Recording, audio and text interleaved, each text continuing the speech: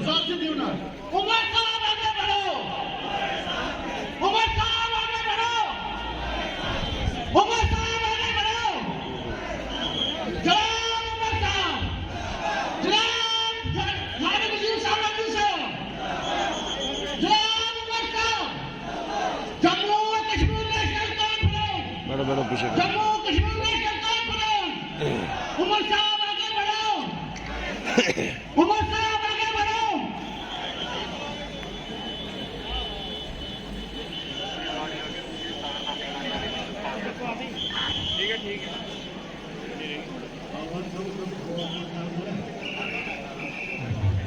थोड़ा बैलेंस करें।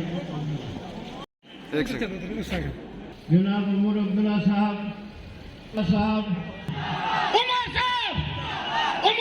आगे बढ़ो, उमर साहब आगे बढ़ो, गली गली नगर नगर, गली गली नगर नगर, जनाब फारूक अब्दुल्ला साहब,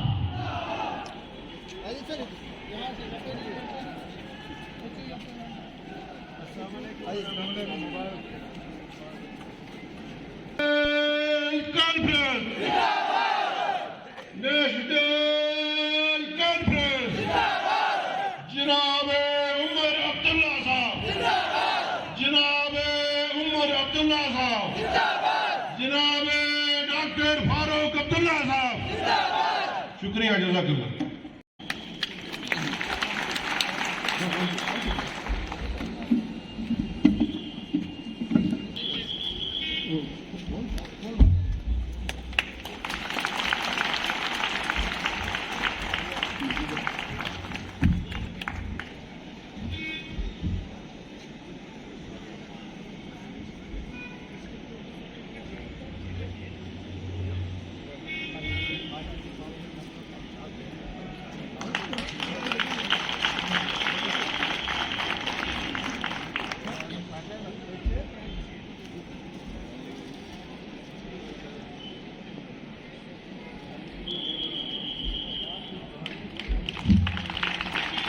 मैं टिटू साहब से गुजारिश करता हूँ, बुझवा मैं टिटू साहब से गुजारिश करता हूँ कि वो भी इनका इस्तेमाल करें।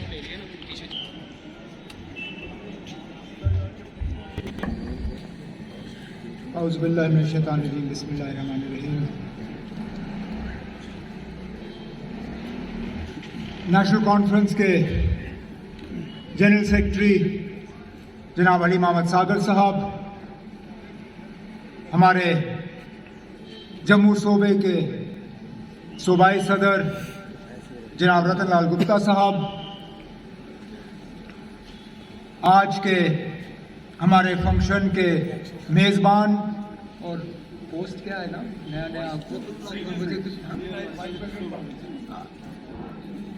अभी इनका ओहदा भी बदल गया तो याद रखने में टाइम लगता है।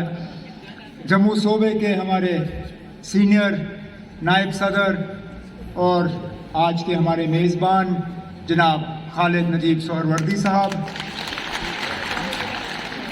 हमारे जोन प्रेसिडेंट जनाब सजाद किचलू साहब, मेरे पॉलिटिकल सेक्रेटरी जनाब तनवीर सादिक साहब, यूथ के हमारे सूबाई सदर जनाब एजाज जान साहब, हमारे सीनियर साथी जनाब ब्रिजमोहन शर्मा साहब, साबका MLA जनाब चमन लाल जी, हमारे डोडा के डिस्ट्रिक्ट प्रेसिडेंट जनाब जफरुल्ला राठर साहब, DDC के हमारे मेंबर जनाब सैयद आसिम हाशमी साहब, प्रोविंशियल सेक्रेटरी शाहदाब सोहरवर्दी साहब और यूथ के मेरे डिस्ट्रिक्ट प्रेसिडेंट सैयद नवीद हाशमी साहब, यहाँ पे बाकी ब्लॉक प्रेसिडेंट हजरात, नेशनल कॉन्फ्रेंस के तमाम अहदेदार हजरात, भाइयों बुजुर्गों बहनों, आप सबको मेरे तरफ से अस्सलाम वालेकुम।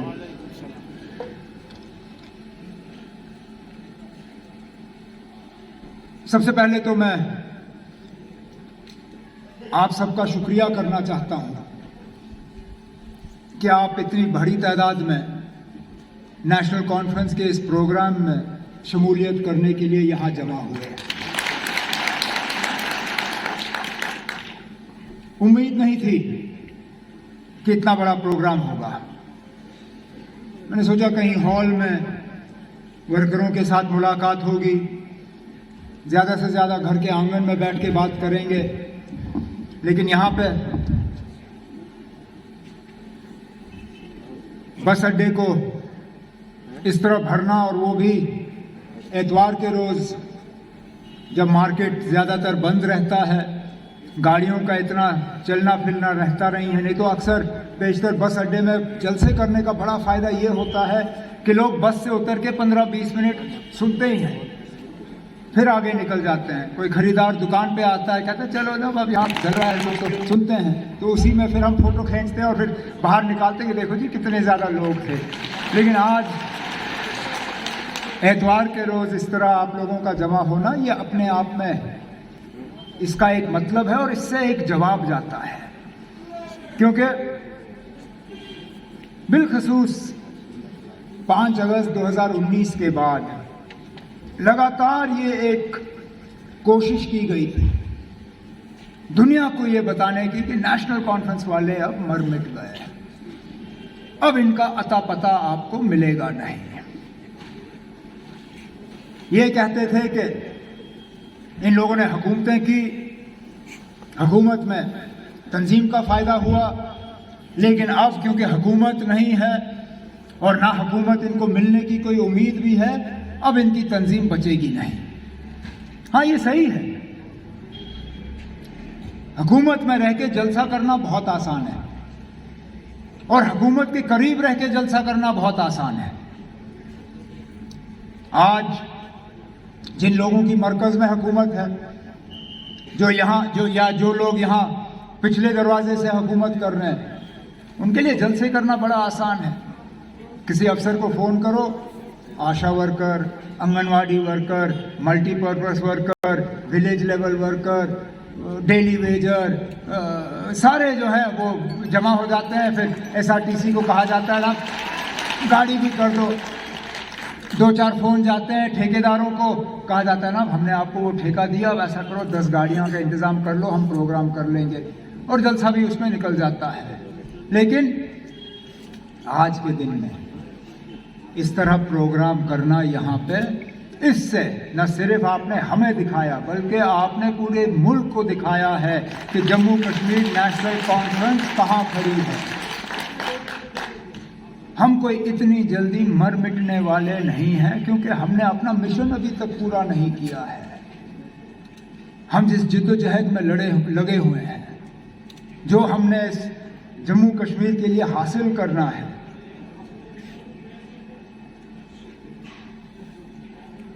शायद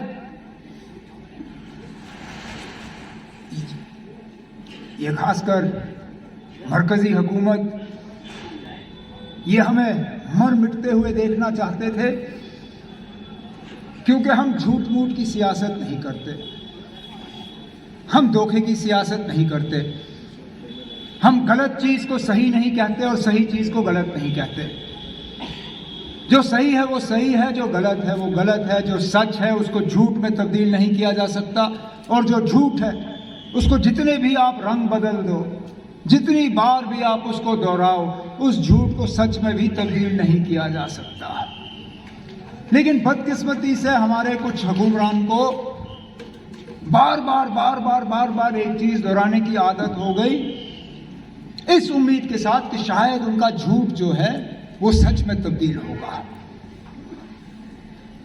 5 अगस्त 2019 जब यहाँ जम्मू कश्मीर की खसूसी पोजीशन को ख़त्म किया गया, जम्मू कश्मीर रियासत को ख़त्म किया, जम्मू कश्मीर रियासत के 2 हिस्से हुए और दोनों को यूटी का दर्जा दिया गया, तो तरह तरह के उस वक्त वजूहात दिए गए कि क्यों ऐसा कदम उठाना उनके लिए ज़रूरी था। कहा कि जम्मू कश्मीर में बाहर से कोई इन्वेस्टमेंट नहीं है और इसलिए हमें 370 हटाना पड़ रहा है, ताकि यहाँ पे लोग जो है बाहर से पैसा लाएंगे, लगाएंगे और जम्मू कश्मीर की तरक्की होगी। कहा कि मरकज़ से पैसा आता है लेकिन वो पैसा ज़मीनी सतह पे खर्च नहीं होता, गायब हो जाता है। और यहाँ की तरक्याती कामकाज में तेजी लाने के लिए हमें 370 को जो है उड़ाना है। कहा कि यहाँ के नौजवानों के पास रोजगार नहीं है और 370 जो है यहाँ के नौजवानों और रोजगार के दरमियान एक रुकावट बनी हुई है। 370 हटेगा, रोजगार के दरवाजे भी खुलेंगे। फिर कहा कि यहाँ अलायदगी पसंद जो सोच लेके चलने वाले लोग हैं वो भी 370 की वजह से जिंदा है। कहा कि अगर जम्मू कश्मीर में और बिलखसूस कश्मीर में बंदूक का असर है, अगर वहाँ पे मिलिटेंसी है, तो मिलिटेंसी सिर्फ और सिर्फ 370 की बदौलत। अगर ये 370 हटा तो ना यहाँ कोई आज़ादी की बात करेगा, ना कोई आपको अलायदगी पसंद वाला मिलेगा और ना यहाँ आपको कोई बंदूक वाला मिलेगा। अच्छा, हम तो सब बंद थे, कोई गेस्ट हाउस में, कोई जेल में, कोई घर में। बड़ी मुद्दत के बाद हमें अखबार और टीवी देखने को मिला, लेकिन बीच बीच में सुनते आए कि यार ये कहा जा रहा है 370 को लेके। मैंने कहा ठीक है ना, शायद हम ही गलत, शायद हमें ही गलत फहमी होगी कि हाँ जी 370 ने ही सारा यहाँ पे माहौल बिगाड़ा रखा था। मैंने कहा ठीक है, अगर इन्होंने किया अब देखते हैं क्या होता है। हम भी चाहते हैं यहाँ के लोग तरक्की करें, हम क्यों तरक्की के बीच में रुकावट बने।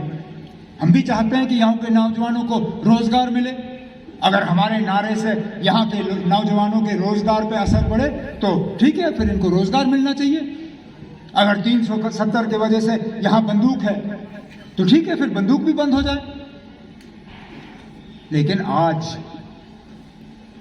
2021 नवंबर, मतलब 2 साल, अगस्त, सितंबर, अक्टूबर, नवंबर, 2 साल 3 महीने, लगभग चौथा महीना अब शुरू होने वाला अगले हफ्ते। मैं मजबूर होता हूं पूछने पे, जनाब कि बताइए इन 2 साल 4 महीनों में आपने इनमें से कौन सी चीज हमें साबित करके दिखाई? इनमें से कौन सी बात जो है सच साबित हुई? 370 हटा, क्या बाहर से लोग आए इन्वेस्ट करने? क्या कारखाने लगे? क्या बाहर के होटल के मालिक आए और उन्होंने कहा कि हाँ जी अब मैं डोडा में होटल बनाऊंगा, अब मैं कश्तवाड़ में होटल बनाऊंगा, अब मैं ये बगलिहार का जो ये झील है इसके किनारे टूरिज्म का एक विलेज बनाऊंगा? आए लोग पैसा लेके यहां लगाने के लिए। हमें कहा गया था कि अंबानी, टाटा, बिरला फिरला सब आएंगे, कोई नहीं आया। मैं कहा था कि हमारे नौजवानों को अब रोजगार ही रोजगार होगा। किस नौजवान को 5 अगस्त 2019 के बाद रोजगार का ऑर्डर फराहम किया गया? उल्टा जो हमारे प्रोजेक्ट चल रहे थे उन प्रोजेक्ट्स में भी हमारे लोकल लोगों को रोजगार नहीं दिया जा रहा है। और ये सच्चाई है, ये सच्चाई है। अमन की बात, सच्चाई ये है कि जिन इलाकों को हमने अपने दौरे हुकूमत में मिलिटेंसी से खाली कर दिया था, आज वहां फिर से बंदूक का असर है। मैं वजीर आला था, सजाद किचलू साहब मेरे MOS होम थे। हमने श्रीनगर में बंकर के बंकर उड़ा दिए। हम वहां तक हमें अपने आप को ये लग रहा था कि माहौल ठीक है। हम अफस्पा पे बात शुरू कर गए थे कि अब इन इलाकों से अफस्पा को भी उठाया जा सकता है, क्योंकि अब यहां पे मिलिटेंसी का कोई नामो निशान नहीं रहा। आज देखिए ना, आप श्रीनगर का कोई कोना जो है वहां कोई इंसान अपने आप को महफूज नहीं समझता। श्रीनगर, बाकी इलाकों की तो दूर की बात है। कुपवारा से लेके टनल तक जिन जिन इलाकों को मिलिटेंसी से खाली किया गया था, वहां दोबारा मिलिटेंसी पैदा हुई। और ये बाहर से मिलिटेंट नहीं आए, ये कश्मीर के ही बने हुए नौजवान जो नाराजगी और अलग अलग वजूहात की बुनियाद पे बंदूक उठाने के लिए तैयार है। पिछले दिनों जो श्रीनगर में 3 मारे गए, उनमें से एक ऐसा था जिसने 2019 में बंदूक उठाई, मतलब 5 अगस्त के बाद। तो हमें तो कहा गया था कि 5 अगस्त और 370 के जाने के बाद तो कोई मिलिटेंट ही नहीं बनेगा, लेकिन आज भी बन रहे हैं। तो फिर ये झूठ किस काम का? हमें कहा गया था कि अलायदी पसंद जो जज्बात हैं वो खत्म हो जाएंगे। क्या आपको खत्म होते हुए नजर आए? पिछले दिनों, पिछले जुमा को हैदरपुरा के उस वाकया के बाद अलायदी पसंद लोगों ने हड़ताल की कॉल दी। एक भी दुकान श्रीनगर में हमें खुली नजर नहीं आई, एक भी दुकान नहीं। तो फिर ये झूठ किस काम के? और फिर सबसे बड़ा जो हमें कहा जाता है, ये अक्सर आपने सुना होगा, खासकर हम लोगों को ये ताना दिया जाता है ना, 370 तो खोखला था, आपको किस बात का अफसोस है? और मैं उनसे पूछता हूं, अगर यही है, अगर 1 मिनट के लिए हम आपकी बात को सच माने, अगर 370 खोखला था तो फिर इसको हटाने की जरूरत क्या थी? फिर छोड़ देते, फिर तो खोखला ही था ना। अगर आप कहते हो कि 370 सिर्फ दिखावा था, इसमें कुछ था नहीं, अगर कुछ था नहीं तो छोड़ देते, हमारी भी तसल्ली होती। लेकिन आपका हटाना, उसका मतलब यह है कि इसमें कुछ था, इतना खोखला नहीं था। और यहां के लोगों को 370 का फायदा हुआ। रहबर तालीम जैसी स्कीमें, राशन का स्कीम, अगर 370 नहीं होता तो पहले दिन से मरकज का वो राशन का स्कीम लगता, जिसमें कि बीपीएल वाले भी कट गए थे। और सबसे बड़ा फायदा जो 370 और हमारे अपने आईन का था, वो था लैंड टू टिलर, जमीन के मालिकाना हक लोगों को मुफ्त दिए जाना। ये और इस मुल्क में किसी और रियासत में ऐसा कानून नहीं लाया गया, क्योंकि और किसी रियासत के पास अपना आईन नहीं था। अगर उस वक्त हमारा अपना आईन नहीं होता, आज भी जागीरदारी का निज़ाम जो है वो यहाँ चल रहा होता, उसका खात्मा नहीं होता। उसका अगर खात्मा हुआ तो वो मुमकिन बना 370 और हमारे आईन के तहत। सकता हूं ये बाहर के अफसर मुझे समझते नहीं है, तो अब मैं क्या करूं? उसी पे अफसर नाराज, पीएसए का केस ठोका अंदर, सीधा। पता नहीं कितने महीनों तक वो दर बदर वहां सड़ता रहा। ये हाल इंतजामिया का। और फिर आप हमें कहते हो कि ये हमारी बेहतरी के लिए फैसले हुए। हमारी बेहतरी हुई कहां पे? जम्मू कश्मीर को मिला क्या पिछले 2-2.5 सालों में? बजाय ये बर्बादी, तबाही, लाचारी, बेबसी,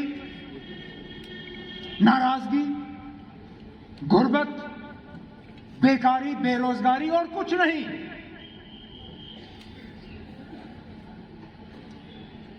आज हाल ये है कि बेगुनाह लोगों की लाशें भी लेके दूर दराज इलाकों में दफनाई जा रही हैं। और हम कहें तो किससे कहें? एक वक्त था हम लोग एहतिजाज करते थे इंसाफ के लिए, हम एहतिजाज करते थे बड़े बड़े मकसदों के लिए। आज हमारी ये हालत है, हमें लाश लाने के लिए एहतिजाज करना पड़ता है। ये हाल है हमारा, और वो भी बेगुनाह लोगों के लिए, जिनके माँ बाप तरसते हैं कि अपने लख्त जिगर को मैं अपनी जगह दफनाऊं।